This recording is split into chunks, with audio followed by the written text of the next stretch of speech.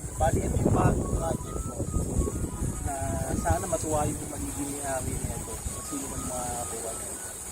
So, nirestore ko siya, galing siya sa, actually medyo parang may pagkabulok na rin. Medyo na junk siya na matagal. Kaya medyo natagalan ako sa project na to kasi ang daming ginawa. So, una ginawa natin, itong chassis niya, bagong powder coat, strip to metal, pina-powder coat ko. Yung tapalodo niya, brand new, kasi yung luma niya, medyo pangit na. Kaya, palit ako ng brand new na tapalodo, pati leg shield, brand new. Pati likod, brand new. Ito, nirestore lang doon sa original niya, tapos pininturahan ng white. So, yung iba, pintura. Tapos yung rim niya medyo ni-repair, pero maganda naman yung kinalabasan. Syempre bagong gulong, 400/8 na gulong, 400/8 na gulong sa likod. Tsaka yung speedo niya working, pinagana natin. Tapos bagong signal light. Actually working siya lahat. Electrical, working lahat. Palit tayo ng bagong battery. Isa pa, bagong overhaul. Palit tayo ng lahat ng bearing, oil seal, connecting rod. Pinalitan natin para refresh yung makina.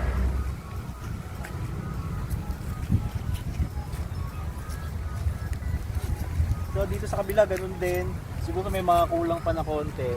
Ito bagong emblem. Yung muffler niya, ginawa natin stock pa din. Pinaliyag, nangyari, nilinis ko lang yung muffler tapos binalik para stock siya ulit. Kaya makikita nyo stock siya ulit.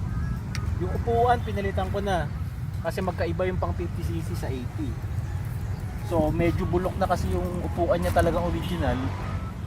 Kaya ginawa ko, palit na lang ako ng ibang upuan pang 50cc. Medyo maliit ng konti pero mas maganda siya, mas classic tignan. Ito pala yung likod. Yung carrier niya bagong powder coat. Mas maganda kasi yung powder coat kasi medyo matigas siya, hindi ka agad nababakbak. So yung original niya pa. Tapos ano pa. Side mirror palit tayo. Lahat ng electrical palit tayo. Speedo niya working. Yung oil working. Actually lahat working. Pati brake lahat working. High beam. Nagana lahat. High and low na ilaw.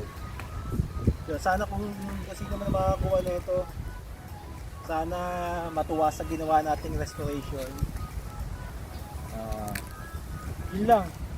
Sa mga huwag nyo kakalimutan na mag-subscribe sa channel ko para marami tayong mag-upload pa tayo ng maraming video.